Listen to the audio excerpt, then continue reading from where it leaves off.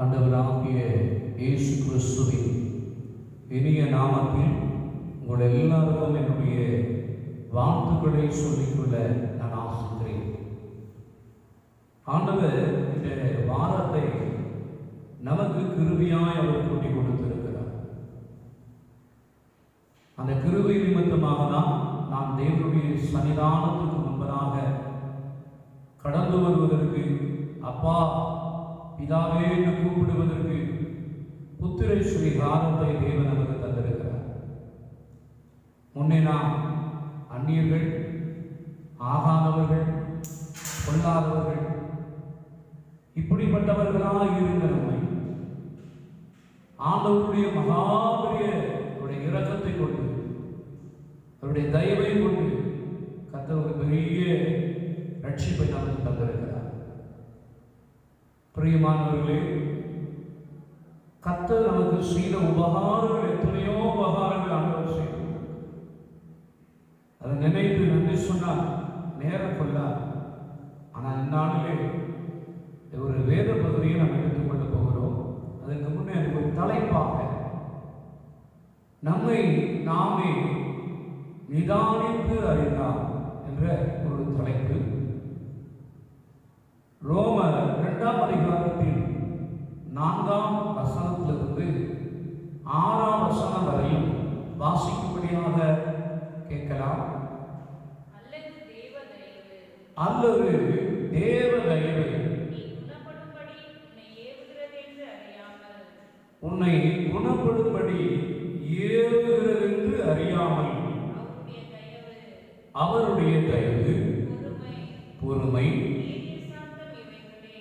நீடிய சாந்தம் இவைகளை ஐஸ்வர்யத்தை அசட்டை பண்ணுகிறாயோ, உன் மனது கடினத்துக்கும்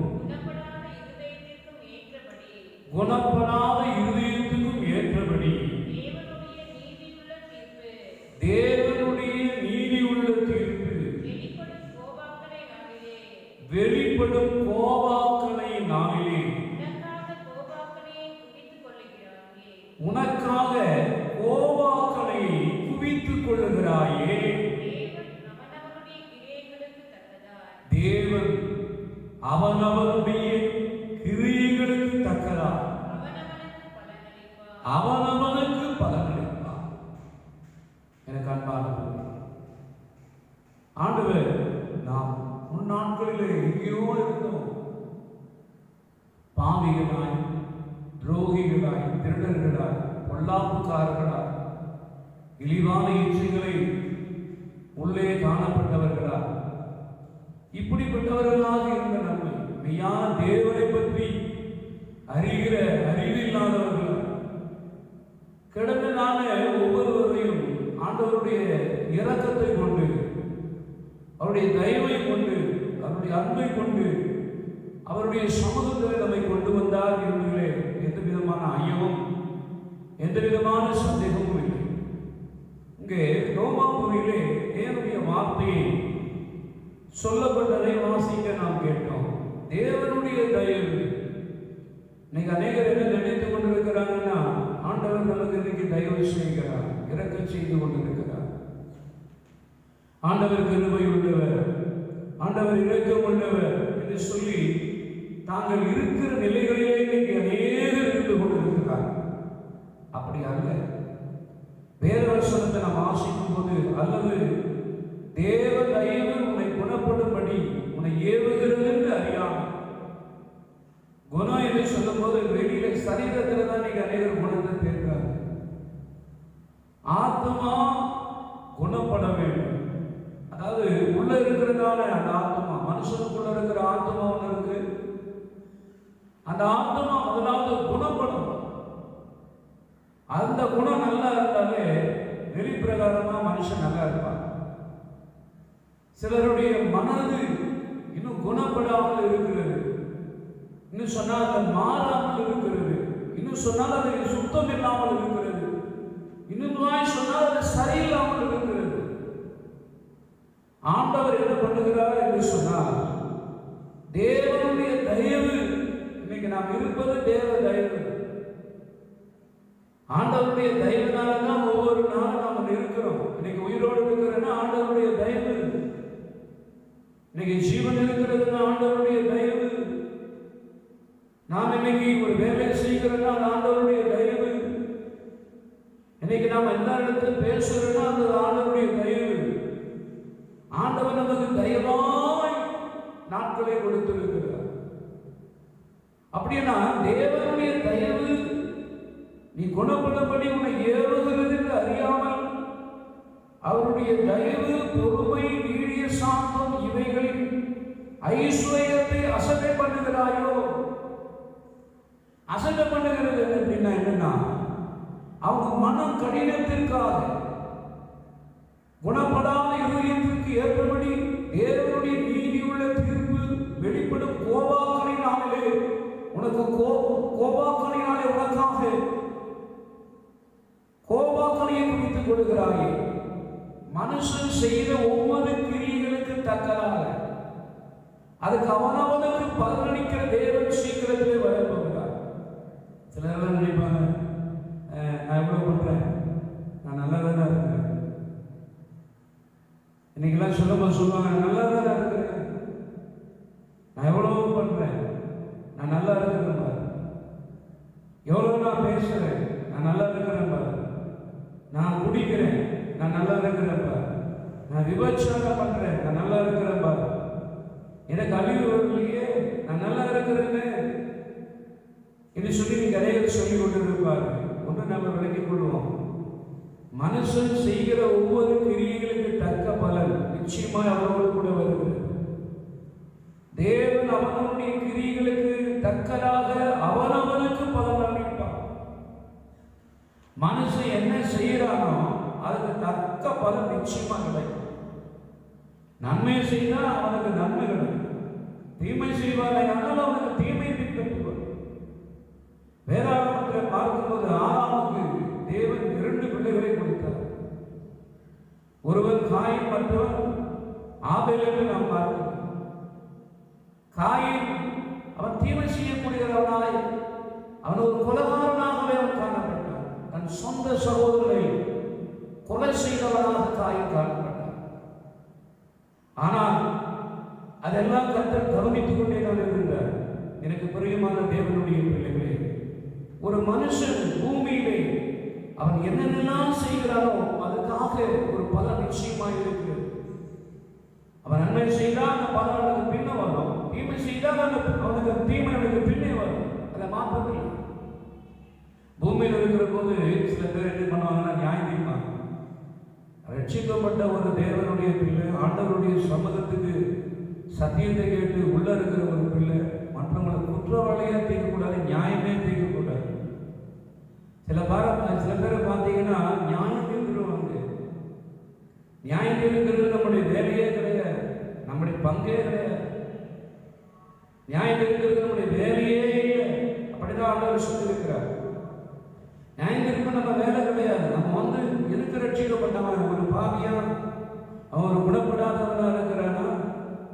ஒருவேளை அவனுக்கு முடிந்தா நீங்க ஜெபிக்கலாம், இல்லை ஒருவேளை அவனை பார்த்து அவனுக்கு சொல்லலாம், ஏதாவது சொல்லலாம், புத்தி சொல்லலாம். ஆனா நியாயம் இருக்கிறது நம்முடைய வேலை இல்லை. அவன் அப்படித்தான். நியாயம் இருக்கிறது நம்முடைய வேலையே கிடையாது. ஏன்னா நியாயாதிபதியாகிய தேவன் வருவார். அவன் செய்த கிரியைகளுக்கு தக்க பலன் அவருக்கு உண்மையாகவே நிற்கும். பாருங்க, யாரும் அவர் கண்களுக்கு முன்பதாக யாரும் ஒதுங்கி போக முடியாது. வேற வருஷத்துல இன்னொரு வருஷத்தை வாசிங்க. லூக்கா 12ஆம் அதிகாரத்துல 14ஆம் வசனத்தை வாசிங்க. லூக்கா 12ஆம் அதிகாரம் 14ஆம் வசனத்தை வாசிக்க நாம் கேட்கலாமா? அதற்கு அவர், மனுஷனே, வாசிங்க.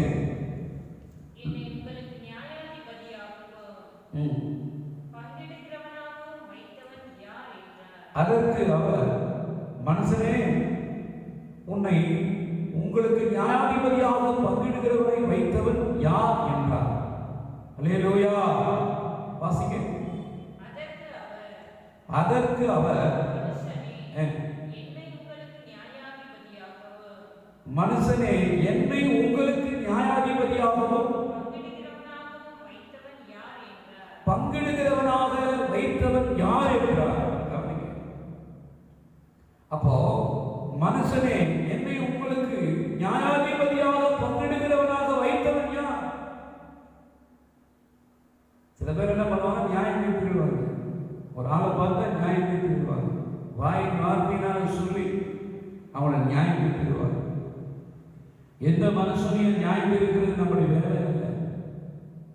அதுதான் ரோமர் அதே வசனத்தில் 2ஆம் அதிகாரம் 1ஆம் வசனத்தில் வாசிக்கும் போது, மற்றவர்களை குற்றவாளிகளாய் தீர்ப்பதற்கு நீ யார்?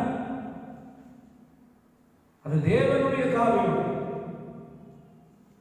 தேவனை பார்த்துக்கொள்ள, மற்றவர்களை குற்றவாளியாக தீர்ப்பதற்கு நம்முடைய வேலையே கிடையாது.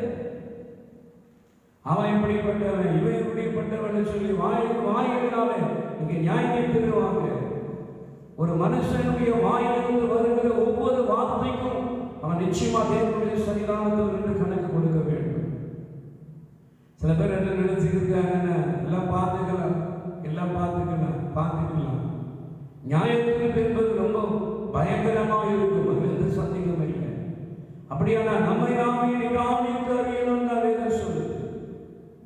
நம்மை நாமே சோதித்து நிதானித்து அறிந்தோமானால் நியாயம் தீர்க்கப்படும். நம்மை நாமே நிதானமாய் நிதானிக்க வேண்டும். நான் யாரு? நான் எப்படி இருக்கிறேன்? நான் என்ன எப்படிப்பட்ட ஜீவியம் செய்கிறேன்? என் நாக்கு எப்படி இருக்கிறது? என் கண்கள் எப்படி இருக்கிறது? என்னுடைய மனது எப்படி இருக்கிறது? என்னுடைய மாமிசம் எப்படி இருக்கிறது? என்னுடைய கிரியைகள் எப்படி இருக்கிறது? என்னுடைய பேச்சுகள் எப்படி இருக்கிறது? என்னுடைய எண்ணங்கள் எப்படி இருக்கிறது? என் வாழ்க்கை எப்படி இருக்கிறது? நான் வேலை ஸ்தலத்தில் எப்படிப்பட்டவனாக இருக்கிறேன்? ஊழியம் செய்கிற இடத்துல எப்படிப்பட்டவனாக இருக்கிறேன்? ஊழியம் செய்கிற போற இடத்துல எப்படிப்பட்டவனாக இருக்கிறேன் என்பதை நம்மை நாமே நிதானிக்க வேண்டும். சில பேரெல்லாம் பார்த்தீங்கன்னா, ஊழியக்காரங்க நீங்க மற்றவங்களை குற்றவாளிகளாக இன்னைக்கு தீர்ப்பாங்க. எனக்கு பிரியமான தேவனுடைய பிள்ளைகளே, நாம் ரொம்ப கவனமாக இருக்கு. மற்றவர்களை குற்றவாளியாக தீர்ப்பதற்கு எந்த அதிகாரமும் இல்லை. முடிந்தா அவங்களுக்காக நீங்க விண்ணப்பம் பண்ணுங்க, இல்லாட்டா ஜெபம் பண்ணுங்க. முடிஞ்சா உங்களுக்கு ஒரு ஆலோசனை சொல்லுங்க. ஆனா நியாயத்திற்குதான் இப்படிப்பட்டவன் தான் அப்படின்னு சொல்லி நியாயத்திற்காதீங்க. அதற்கு நிச்சயமா ஒரு தண்டனை உண்டு. ஒரு மனுஷன் வீணான வார்த்தைகளை பேசினாலே தண்டனை உண்டு என்று சொன்னால், அவன் நியாயம் இருக்கிற போது எவ்வளவு பெரிய தண்டனையை அனுபவிப்பான். இதான் பரிசுத்த பவுல் கொரிந்திய பட்டணங்களிலே அங்கிருக்கிற தேவனுடைய பிள்ளைகளுக்கு தேவனுடைய வார்த்தையை அவர் சொல்லுகிறார். அங்கிருக்கிற தேவ ஜனங்கள், ஆண்டவரை ஏற்றுக்கொண்ட ஜனங்கள், சத்தியத்தை ஏற்றுக்கொண்ட ஜனங்கள், மனம் திரும்பின ஒரு ஜனங்கள், பரலோகத்துக்காக நடந்தவர்களுடைய ஒப்பு கொடுக்கப்பட்ட ஜனங்கள், அந்த ஜனங்களுக்கு அவர் சொல்லுகிறார், நம்மை நாமே, அவர் தன்னையும் சேர்த்துக் கொள்ளுகிறார். நம்மை நாமே, அப்படின்னா நம்மை நாமே நிதானமாக நாம் நினைத்து பார்ப்போமானால் நியாய தீர்ப்பு நாளிலே, அந்த நியாய தீர்ப்பு வருகிற நாட்கள் நாம் தப்பிக்கொள்வோம் என்ற வார்த்தையை சொல்லுகிறார். சிலர் என்ன சொல்லும்போது, நீ ஒழுங்கா இருக்கிறீயா, அவன் அப்படிப்பட்டவன் சொல்லுவாங்க. ஆனா பவுல் சொல்ல, நாம யோசிக்கலாம், நம்ம ஊழியத்தை நாம யோசிக்கலாம். விசுவாசிகளாக நீங்கள் ஒவ்வொருவரும் நிதானித்து யோசித்து பாருங்க. உங்க வாழ்க்கையில நீங்க எப்படிப்பட்டவங்களா இருக்கிறீங்க என்பதை யோசித்து பாருங்க. ஊழியத்தில் எப்படிப்பட்டவங்களா இருக்கிறீங்க என்பதை யோசித்து பாருங்க. விசுவாசத்தில் எப்படிப்பட்டவங்களா இருக்கிறீங்க யோசித்து பாருங்க. நீங்க வேலை செய்கிற இடத்துல எப்படிப்பட்டவங்களா இருக்கிறீங்க நினைச்சு பாருங்க. உங்களுடைய குணம் எப்படிப்பட்டதாக இருக்கிறது? உங்களுடைய மனம் எப்படிப்பட்டதாக இருக்கிறது? உங்க சரீரம் எப்படிப்பட்டதாக இருக்கிறது? உங்களுடைய எல்லாத்தையும் நிதானமா யோசித்து பாருங்கள் என்று சொல்கிறார். வாசிக்கலாம். 1 கொரிந்தியர் 11ஆம் அதிகாரம் 31, 32 வசனங்கள். நம்மை நாமே நிதானித்து அறிந்தார். கவனிங்க, நம்மை நாமே நிதானமா யோசிக்கிறோமா? யோசனை பண்றதுன்னா மற்றவங்க மேலதான் யோசனை இருக்கும். இங்க வாயில பார்த்து ஏசப்பான்னு சொல்லுவாங்க, அபிஷேகம் பெற்றிருக்கிறவன்னு சொல்லுவாங்க, நான் சுவிசேஷம் சொல்றேன்னு சொல்லுவாங்க, தீர்க்கதரிசனம் சொல்லுவாங்க. ஆனா மற்றவங்களை தான் வெட்டி பார்த்துக்கிட்டு இருப்பாங்க. அவங்களுடைய வேலையே கிடையாது. மற்றவங்களை தான் ஆராய்ச்சி சொல்றது வேலை கிடையாது. அவன் அப்படி இருக்கிறான், அவன் ஒரு பரிசெய்யக்காரன், அவன் ஒரு தசமமாக கொடுக்காதவன், அவன் ஒரு ஜெபம் பண்ணாதவன், அவன் குடும்பத்தில் இப்படிப்பட்டவனா இருக்கிறான், அவன் ஒரு விபச்சாரக்காரன், அவன் ஒரு அசுத்தமானவன் என்று சொல்லி மற்றவங்களை நியாயம் தீர்ப்பாங்க. பெரிய மாணவர்களே, நம்ம நியாயம் நம்ம யோசித்து பாருங்க. வசனம் சொல்லுகிறது, வாசிக்கலாம். நிதானமா யோசிக்கணும். சில பேர் நான் யோசிக்கும் போது கேட்டு பாருங்க, நான் ஒண்ணு நல்லா இருக்கேன், நீங்க எப்படிங்க உங்க ஆவிக்குரிய ஜீவியம், உங்க வாழ்க்கை எப்படி இருக்கு, உங்க விசுவாச பார்வை எப்படி இருக்குது, நீங்க நல்லா இருக்கீங்களா அப்படின்னு கேட்டா, ஓ ரொம்ப நல்லா இருக்கு, சில பேர் சொல்லும்போது ரொம்ப நல்லா இருக்கு. ஆனா அவன் குணத்தை பார்த்தா அவ்வளவு அருவருப்பா இருக்கு, அவன் வாயை பார்த்து பார்த்தா அவ்வளவு அசுத்தமா இருக்கு. ஆண்டவருடைய பிள்ளைகள் சொல்லுவாங்க, கெட்ட வார்த்தைகளை பேசுவாங்க, பொய்யெல்லாம் பேசிக்கிட்டு இருப்பாங்க, திருட்டுத்தனம் பண்ணிட்டு இருப்பாங்க, வஞ்சனம் பண்ணிட்டு இருப்பாங்க. ஆனா பேசும்போது சொல்லுவோம், நான் நல்லா இருக்கேன். ரொம்ப கவனமா இருக்கு. நம்ம நாமே யோசித்து பாருங்க, நாம் எப்படி நிலையில் இருக்கிறோம். நம்மை நாமே நிதானித்து அறிந்தால் நம்ம அறியணும். நாம் அறிந்து கொண்ட தேவனை நினைத்து நாம் யார் என்பதை நாம் அறிந்து கொள்ள வேண்டும். ஆண்டவர் அறிந்துட்டு நாம் அறிந்து போறாரு. நாம் யாரு? ஆண்டவரை பற்றி அறிந்து. ஆண்டவர் யாரு? முற்றிலும் பரிசுத்தர், தயவுள்ளவர், அன்புள்ளவர், அவர் நன்மை செய்கிறவர், பரிசுத்தராக இருக்கிறவர், குற்றமற்றவர், அவரிடத்தில் குறை இல்லை. அவருடைய மனதிலோ அவருடைய சரீரத்திலோ எண்ணத்திலோ நீ எந்த விதமான குறையும் இல்லை. இன்னைக்கு தேவன் நமக்கு ஏவி கொண்டிருக்கிறார், நாம் குணப்படும்படியாக. இன்னைக்கு அநேக ஆண்டவர் குணப்படும்படியாக அந்த அன்பு ஏவுகிறது. அதை இன்னைக்கு அறியாமல் உணராமல் தாங்கள் இருக்கிற நிலைகளிலே தான் இன்னைக்கு அநேகர் இருந்து கொண்டிருக்கிறார்கள். அல்ல, இன்னைக்கு ஒவ்வொரு நாளும் தேவனுடைய பிள்ளைகளுடைய சுவாபங்கள் மறுரூபமாகும். அந்த சுவாபம் மறுரூபமாகும். இன்னைக்கு அது மறுரூபமாக வெளி சுபாவத்தை தான் நீங்க மறுரூபப்படுத்துறாரு. நீங்க பாத்தீங்கன்னா வெளியில இன்னைக்கு நிறைய மேக்கப்புகள் எல்லாம் போட்டுக்கிட்டு வெளியில நல்ல ஒரு பேச்சை பேசிக்கிட்டு கிறிஸ்துவன் காமிப்பாங்க. உள்ளான மனிதன், உள்ளான குணம் நாளுக்கு நாள் மாற வேண்டும். வாக்கியத்தை வாசிங்க. நியாயம் தீர்க்கப்படும் போது உலகத்தோடு ஆக்கணைக்குள்ளாக தீர்க்கப்படாதபடி கர்த்தராலே சிக்ஷிக்கப்படுகிறோம். அல்லேலூயா, தேவனுக்கு மகிமை உண்டாகும். எனக்கு அன்பானவர்களே, வேதவசனம் என்ன சொல்லுகிறது? ஒரு மனுஷன் குணப்படணும் என்று சொன்னா அவனுக்கு ஆத்மாவிலே குத்துந்த போது குத்ததான் செய்யும். சில நேரத்தில் அவனுடைய குணங்கள் மாறுவதற்கு தேவன் தன்னுடைய தீர்க்கதரிசன வார்த்தைகளை கொண்டு தீர்க்கதரிசிகள் மூலியமாக ஊழியக்காரர்கள் மூலியமாக கர்த்தர் பேசும்போது அவங்களுக்கு குத்தும். அவங்க குணமாகணும். அது ஒரு சிக்ஷை, அவங்களுக்கு ஒரு சிக்ஷை கொடுத்து நடத்துற மாதிரி இருக்கும். ஆனால் அதை ஏற்றுக்கொள்ள வேண்டும். அதுதான் நம்ம சுத்தமாக்கக்கூடியதாக இருக்கிறது. வசனம் சொல்லுகிறது, வெளிப்படுத்தல் 14:5 வாசிங்க. வெளிப்படுத்தல் 14ஆம் அதிகாரம் 5ஆம் வசனமும், இவர்களுடைய வாயிலே, யாருடைய வாயிலே? இவர்களுடைய வாயிலே கபடம் காணப்படவில்லை. தேவனுடைய சிங்காசனத்திற்கு முன்பாக மாசில்லாதவர்களாய் இருக்கிறார்கள். அப்படின்னா ஆத்மாவிலும் ஆவியிலும் சரீரத்தில் இருந்த நாட்களிலே இவர்கள் மாசில்லாதவர்களாக இருந்தார்கள். யார் அவர்கள்? அவர்கள் தேவனுடைய பரிசுத்த பிள்ளைகள், பரிசுத்தவான்கள் என்று நம்ம பார்க்கலாம். அது யாருடைய வீடு? தேவனுடைய வீடு. ஒருவேளை இந்த வீட்டில் ஏதாவது வரலாம், இந்த வீட்டில் எல்லாரும் வந்துட்டு போகலாம். ஆனா தேவனுடைய வீடு, பரலோகம் என்கிற வீடு, சொர்க்க நகரம் என்கிற ஒரு வீடு. அந்த வீட்டுக்குள்ளே வாசலுக்குள்ளே போகலாம் கபடம் இருக்கிறவங்க, கசுதம் வச்சுட்டு இருக்கிறவங்க, மற்றவங்களை நியாயம் இருக்கிறவங்க, மற்றவங்களை குற்றம் சொல்லிட்டு இருக்கிறவங்க, குறையை சொல்லிட்டு இருக்கிறவங்க, தூத்தி கொண்டு இருக்கிறவங்க, மனதை இச்சைப்படி நடந்து கொண்டிருக்கிறவங்க, அந்த வீட்டுக்குள்ள நுழைய முடியாது, நுழைய முடியாத சகோதரி. ஆனால் அந்த பூமியிலே எழுத்துக்குரிய வீடா இருக்கலாம், சபை என்கிற ஒரு வீடா இருக்கலாம். இந்த வீடுகளில் அங்கங்கு இன்னைக்கு வாழ்க்கை செய்து கொண்டிருக்கிறார்கள். ஆனால் மறித்த பிறகு ஒரு மேன்மையான ஒரு வீடு இருக்கிறது, ஒரு இறைப்பாதலுக்கு போகக்கூடிய ஒரு இடம் இருக்கிறது. அந்த இடத்திற்கு போக வேண்டுமானால் நம்முடைய ஆவிலும் ஆத்மாவுக்குள்ளும் சரீரத்துக்குள்ளும் மாற்றமும் அற்புதமும் உண்டாயிருக்க வேண்டும்.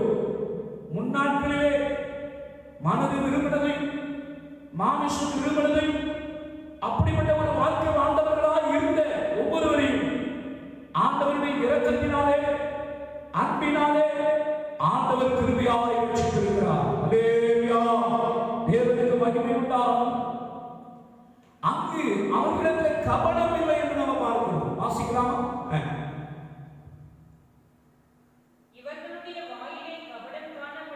இவர்கள் வந்தவர்கள் இவர்களுடைய வாயிலே கபடம் காணப்படவில்லை. தேவனுடைய சிங்காசனத்திற்கு முன்பாக மாசில்லாதவர்களாய் இருக்கிறார்கள். நம்ம சொல்லுவாங்களா, சபையில ஊழியக்காரங்க விசுவாசிகளை குறித்து சாட்சி கொடுக்கணும். இன்னொன்று இருக்கிற ஏரியாக்களில் ஒரு சாட்சி இருக்கணும், இருக்கிற ஊர்ல ஒரு சாட்சி இருக்கணும், போற இடங்களெல்லாம் ஒரு சாட்சி இருக்கணும். ஒரு கர்த்தருடைய பிள்ளைகளுடைய சுவாபங்கள் நாளுக்கு நாள் மறுரூபம் மாற்றங்கள் உண்டாகும். மாற்றங்கள் உண்டாகும் வேணும்னு சொன்னால் தேவனுடைய பரிசுத்த வார்த்தைகளை, கற்பனைகளை, அந்த கற்பனைகளை உள்வாங்கி கொண்டு கேட்டு அதை கை கொண்டு நடக்கிறவர்கள் தான், அது ஒப்பு கொடுத்து நடக்கிறவருடைய சீரியல் தான் மாற்றங்கள் உண்டாகும். மாற்றம் வரணும்னா சும்மா மாற்றம் வராது. எதிரி நீ குதிப்பதினால மாற்றமா, அதனால மாற்றம் உண்டாகும். வசனங்களை ஒவ்வொரு நாளும் அவங்க கேட்டு தீர்க்கதரிசிகளாகி ஊழியக்காரர்களை நடத்திப்புக்காரர்களை தேவன் வைத்திருக்கிறார். அந்த வார்த்தைகளை கேட்கும் போதுதான், கேட்டு ஒப்புக்கொடுக்கும் போதுதான் நமக்குள்ள நிறைய மாற்றங்கள் உண்டா. எனக்கு மாற்றம் சில பேர்ல பார்க்கும்போது ஒரு வார்த்தை கேட்பாங்க, மறுப்பு மன்னிச்சு ஆண்டு பேசினா அவன் சொல்லுவாங்க, இப்போ கொஞ்ச நேரம் ஆவியம் குடிப்பாங்க, மறுபடியும் அவங்க சீக்கிரப்பாங்க விடுதலையிலேயே கணக்கு. அப்படியாங்க அவன் செய்த தக்க பலன் அவரோடு கூட நிச்சயமாய் வருகிறது. இதான் கொரிந்தியர் 5ஆம் அதிகாரத்திலே 10-11 வாக்கியத்தை வாசிக்கும்படியாக கொள்ளலாம்.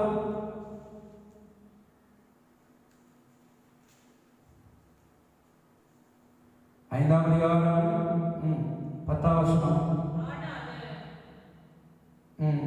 இது 2 கொரிந்தியர் 5ஆம் அதிகாரத்தை 10ஆம் வசனத்தை வாசிக்க.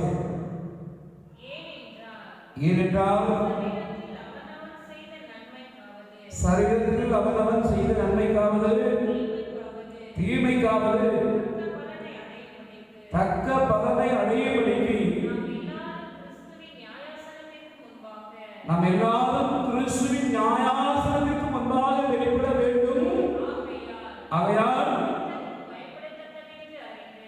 கர்த்தருக்கு பயப்படத்தக்கது என்று அறிந்து மனுஷனுக்கு புத்தி சொல்கிறோம். தேவனுக்கு முன்பாக வெளியிடங்கமாய் இருக்கிறோம். உங்கள் மனசாட்சிக்கும் வெளியிடங்கமாய் இருக்கிறோம் என்று நம்புகிறோம். அல்லேலூயா. எனக்கு பிரியமான தேவனுடைய பிள்ளைகளே, ஏனென்றால் சரீரத்தில் அவரவர் செய்த நன்மைக்காவது தீமைக்காவது தக்க பலனை அடையும்படிக்கு நாம் எல்லாரும் கிறிஸ்துவின் நியாயாசனத்துக்கு முன்பாக வெளிப்பட வேண்டும். நாம் நினைச்சிருக்கலாம், மறிச்சுட்டா மண்ணோட போயிருக்காங்க, நினைச்சு மண்ணோட போயிடுறாங்க. மனுஷனுக்கு பிறகு ஒருவேளை மறித்த பிறகு ஒரு வாழ்க்கை இருக்கு. ஆனா இன்னைக்கு அதை குறித்து இன்னைக்கு அநேகருக்கு அந்த அறிவு இல்லை. மறித்தா மண்ணோடு போயிடுறாங்க, காத்துல கலந்துடுறாங்க அப்படின்னு சொல்லிட்டு போயிடுறாங்க. கட்டுரை பிள்ளைகள் அப்படி இல்லை, மறுவாழ்வு கொண்டு இருக்கு. அப்படின்னா அந்த வாழ்க்கையில எல்லாரும் போயிருக்கோம், சிறியோரும் பெரியோரும். அவருக்கு முன்னே நியாயாசனத்துக்கு முன்னே கட்டாயமா இங்கே ஆக வேண்டும். நிக்கிற போது அவன் ஒவ்வொருவரும் அவன் செய்த கிரியைகள் நிச்சயமா வந்தவருக்கு கொண்டு. நீ மனசுல மாமிசத்துல ஒருவேளை கடவுள் அறியாதவரை செய்திருந்தா பரவாயில்ல. மெய்யான ஒரு கடவுள் பாவங்களை மன்னிக்கிறவர், பரிசுத்தர், நித்தியத்தை தருகிறவர், நித்திய ஜீவனை தருகிறவர் என்பதை அறியாத போது, அறியாத நாட்களிலே ஒரு வாழ்ந்த வாழ்க்கை ஒருவேளை இருக்குமே சொன்னால் அதை கடவுள் உண்மையாகவே மன்னிப்பார். ஆனால் கடவுளை ஏற்றுக்கிட்டு ஆண்டவருடைய பிள்ளையா மாறிட்டு உன் வாய் வார்த்தையும் மாறல, உன் மனதும் மாறல, உன் மாமிசமும் மாறலன்னா நிச்சயமா உனக்கு அக்னி கடல் தான். அதில் எந்த சந்தேகம் கிடையாது. அப்படி வேற நீங்க பார்த்தீங்கன்னா இஸ்ரவேலுக்கு ராஜாவாகிய சவுல் ராஜாவாக இருந்தார். ஆனால் அவருடைய குணம் மாறுவதாக நீங்க பார்க்கல. மாறுவதற்கு தேவன் பல காரணங்களை கொடுத்தார். இன்னும் சொன்னா தீர்க்கதரிசிகளை தேவன் அவ்வப்போது அந்த சவுலோடு கூட அவர் பேசினார். ஆனால் அவருடைய குணம் மாறுச்ச.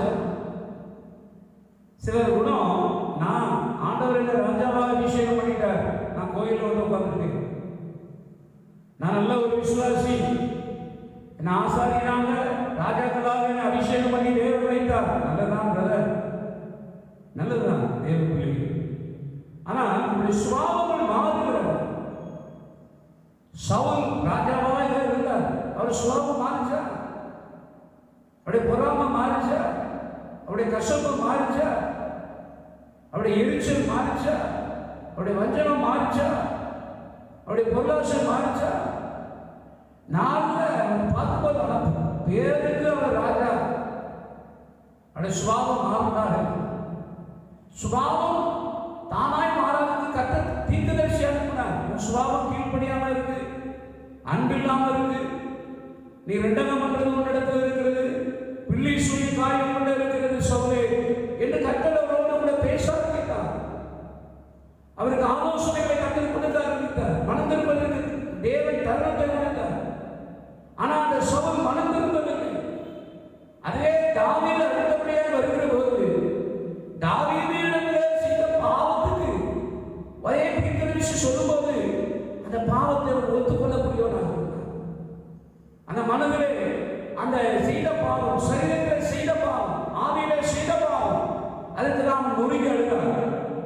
ஐயோ, நிலவரமான ஆவி இடத்தில் இல்லை, பாவையும் கத்தரிக்கு முன்பதாக இருக்கிறது, ஐயோ நான் பாவம் செய்தேன் என்று சொல்லி அவன் நியமனஸ்தாபப்படுகிறவனாக இருந்தார். அதனால்தான் கர்த்தர் அவனுக்கு இரக்கத்தை கொடுக்கக்கூடியவராக இருந்தார்.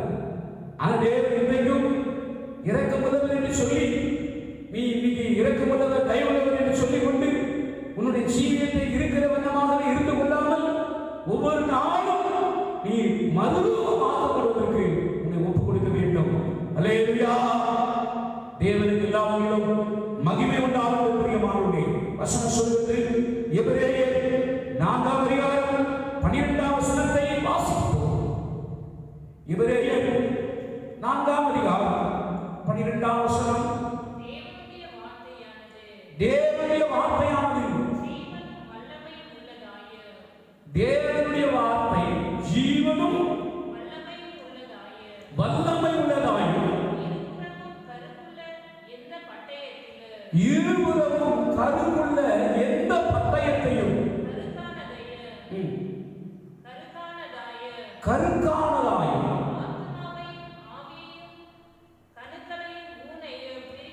ஆத்மாவையும் ஆவியையும் ஊனையும் கணுக்கணுக்களாய் பிரிக்கத்தக்கதாயும் உருவ குத்துகிறதாயும் இருதயத்தின் நினைவுகளை யோசனைகளை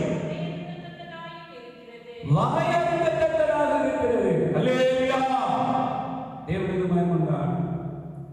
தேவன் தன்னுடைய ஊழியக்காரர்கள், நடத்திப்புக்காரர்கள் என்ன சொன்னா, அவர்களை வச்சு ஆண்டவர் அவருடைய வல்லமையான வார்த்தைகளை கொண்டு பேசுவார்.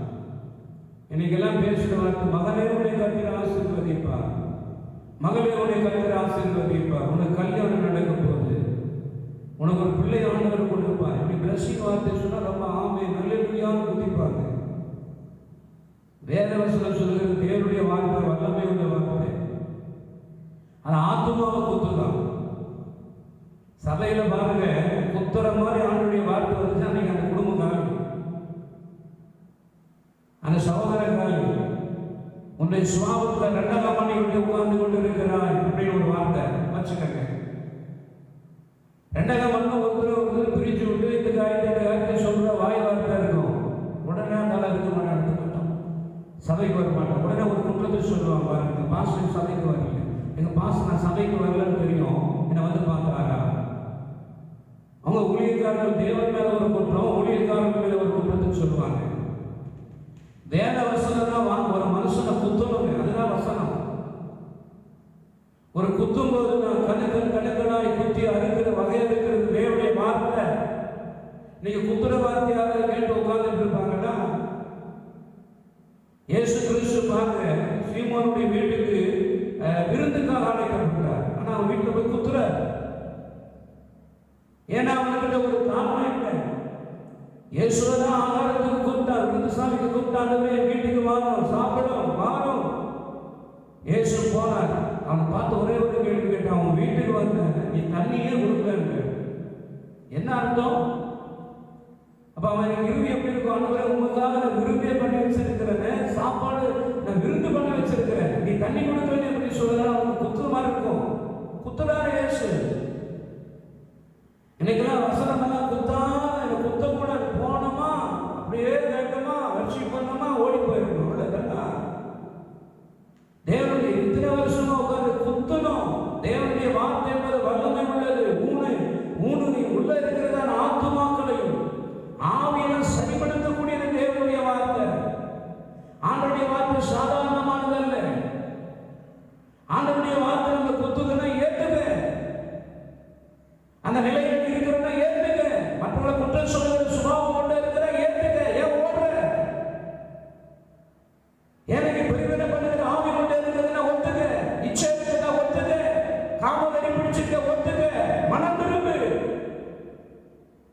இதிலிருந்து மனம் திரும்புவதற்காக ஒப்புக்கொடு, அதை விட்டுடுவாங்க. என்ன குத்துறாங்க, என்ன பாஸ்டர் குத்துற வசனம் தானே சொல்லுது. ஆண்டவருடைய வசனத்தை தான் எடுத்து சொல்றாங்க. வசனம் எபிரேயர்ல எவ்வளவு அழகா சொல்லுது பாருங்க. 12ஆம் வசனத்தை வாசிப்பாங்க. இன்னொரு முறை இருக்கிறத வாசிக்கும்படியா நம்ம எடுத்துக்கிட்டாமா? தேவனுடைய வார்த்தையானது முதலாவது ஜீவனும் வல்லமையுடையதாய் இருக்கிறது, இருபுறம் கருவுள்ள கருக்கானதாய் ஆத்மா ஆவி நினைவுகள் யோசனைகள் எல்லாத்தையும் சுத்தம் பண்ணக்கூடியதாயும் உருவ குத்துகிறாய். இருதயத்தின் நினைவு யோசனை வகையிருக்கிறதாயும் இருக்கிறது. அல்லேலூயா, தேவனுக்கு மகிமை உண்டா. இருதயத்தின் நினைவு யோசனை, நீ என்ன யோசிக்கிற என்பது ஆண்டுக்கு புரியும். ஆண்டு சொல்லும்போது சில நேரத்தில் பீடத்திலிருந்து தேவனுடைய தீர்க்கதரிசிகளை கொண்டு பேசும்போது, இல்லை வீடுகள் தோறும் வந்து தேவனுடைய ஊழியக்காரர்கள் பேசும்போது என்ன சொல்லுவாங்கன்னா, இவர் யார்கிட்டையும் கேட்டு வந்து பேசுறாரு அப்படின்னு தான் அன்னைக்கு மருந்து கொடுப்பாரு. ஆண்டவர் நமக்காக பேசுறாரு, நம்முடைய மனம் மாறுவதற்காக, நம்முடைய ஆத்மா சுத்தமாவதற்காக, நம்முடைய சரீரம் சுத்தமாவதற்காக, சுத்தமான ஒரு வாழ்க்கை செய்வதற்காக தேவன் நமக்கு பேசுறாங்க. இந்த இறுதியத்தை அவங்களுக்கு ஒப்பு கொடுக்கணும். சில பேர்ல பாருங்க, எனக்கு எல்லாம் வசனம் தெரியும், வசனம் தெரிஞ்சா ஒப்பு கொடுக்கு. தேவனுடைய வார்த்தை நினைவுகளையும் யோசனைகளையும்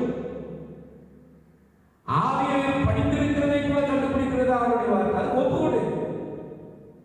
எத்தனையோ பேர் ஒரு ஒப்பு கொடுத்தாங்க, ஞானஸ்தானம் எடுக்கும்போது ஒப்பு கொடுத்தாங்க, அபிஷேகம் பெறும்போது ஒரு ஒப்பு கொடுத்தல், ஒரு ஆபத்தான வரும்போது ஒரு ஒப்பு கொடுத்தல், ஊழியத்துக்கு வரும்போது ஒரு ஒப்பு கொடுத்தல்.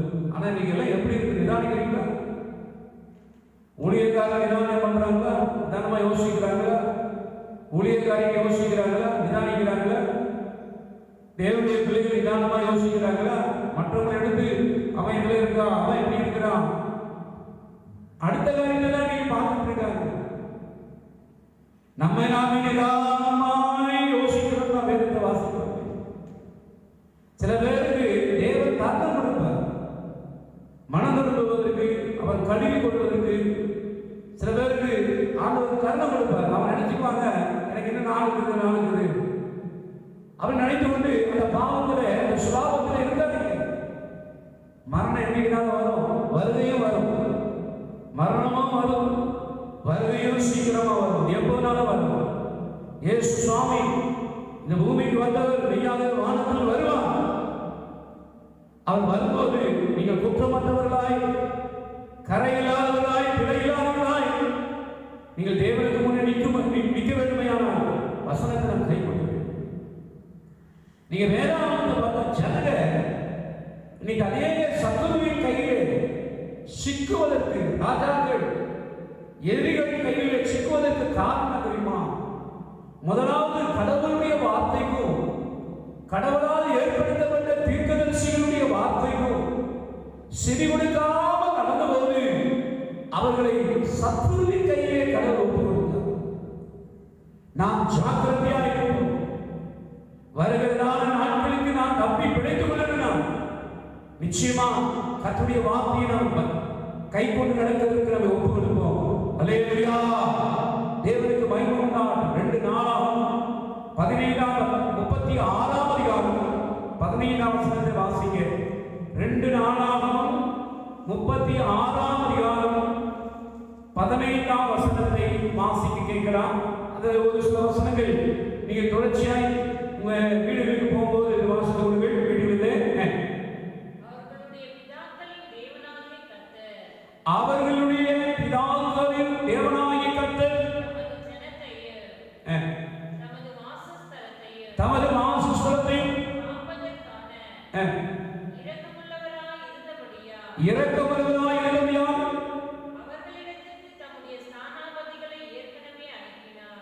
இரக்கமுள்ளவராய் இருந்தபடியால் தங்கள் ஸ்தானாதிபதிகளை தேவன் அனுப்பினார். ஸ்தானாதிபதிகள் என்பது ஊழியக்காரர்கள், அவர்கள் தீர்க்கதரிசிகள். அந்த ஜனங்க மனம் திரும்பணும். சில பேர் ஜனங்கள் செய்த பாவத்திலிருந்து அவங்க மனம் திரும்பணும், அவங்க ரட்சிக்கப்படணும், அவங்களுக்குள்ள மாற்றம் உண்டாகணும், அவங்க உயிர்ப்பிக்கப்படணும். அவர்கள் தேவனை நோக்கி, அந்த பாவம் தேவன் என்கிற தேசத்தை நோக்கி நகர்ந்தம் என்பதற்காக தேவன் ஸ்தானாதிபதிகளை ஏற்படுத்தினார் இஸ்ரவேலர்களுக்காக. இஸ்ரவேலர்கள் யாரு? ஆண்டவரை ஏற்றுக்கொண்டு ஆண்டவருக்கு அதனை ஒப்பு கொடுத்தவர்கள் இஸ்ரவேலர்கள். அவர்கள் தேவனுடைய சனம். அப்படியெல்லாம் நாமும் அந்நியர்களாக இருந்து நம்மை தேவன் இஸ்ரவேலராக நம்மை மாற்றினார். நாம் போகும்போது நாம் எப்படிப்பட்ட ஒரு ஜீவியம் செய்கிறதா இருக்கிறோம்? ஸ்தானாதிபதியுடைய வாய் வார்த்தை கேட்டாங்களா? அவர் என்ன சொல்றது எனக்கும் தெரியும். சில பேர் சொல்லுவா, நானும் சொல்லுவேன், நானும் பாட்டு பாடுவேன், நானும் கர்மடிப்பேன், நானும் செபிப்பேன், என்கிட்டயும் வல்லமா இருக்கு. பிரியமான தேவனுடைய பிள்ளைகளே, ஸ்தானாதிபதிகளை தேவன் எதற்காக ஏற்படுத்தினார் என்றால் தேவனுடைய வார்த்தைகளை அவர்கள் சொல்லுவதற்காக தேவன் அவர்களை வைக்கிறார். ஆனால் அந்த வார்த்தையை அவங்க ஏத்துக்கிறாங்களா? படிங்க. ஆனாலும் அவர்கள் என்ன பண்றாங்க? ஊழியக்காரங்க பரியாசம் பண்றாங்க இல்லையா? சில பேர் கூட்டிட்டு பரியாசம் பண்ணையா பாரு, அவரை பத்தி எனக்கு தெரியாதா? உன நியாயாதிபதியா வச்சுருங்க, அந்த பங்கு கொடுத்துருக்கா? ஒரு ஊழியக்காரன் அவன் எப்படியோ போட்டோம், அது தேவன் பார்த்து கொடுக்குறார். உன் வேலை வசனத்தை கேட்டு உன் சுபாவம் மாறி குணப்பட்டு உன் ஆத்மா உயிர்ப்பிக்கப்பட்டு ஒவ்வொரு நாளும் தேவனுக்கு பிரியமாக ஆராதனை பண்ணிடும். ஆராய்ச்சி மற்றவங்கள அறிவிட்டு ஆராய்ச்சி பண்ணுவோம், வேலையே பிரதர் சகோதரி. இன்னைக்கு ஒரு கூட்டத்துக்கு வேலையாக தான் என்ன சொல்லுவாங்கன்னா, மற்றவங்களை குறை சொல்லிக்கிட்டே இருக்கிறது அவங்களுடைய வேலை, தூண்டிக்கிட்டே இருக்கிறதா வேலை, பரியாசம் பண்ணி கொண்டு இருக்கிறது அவங்களுடைய வேலை. அப்படிப்பட்டவங்க யாரும் பரலோக ராஜ்யம் போவாங்க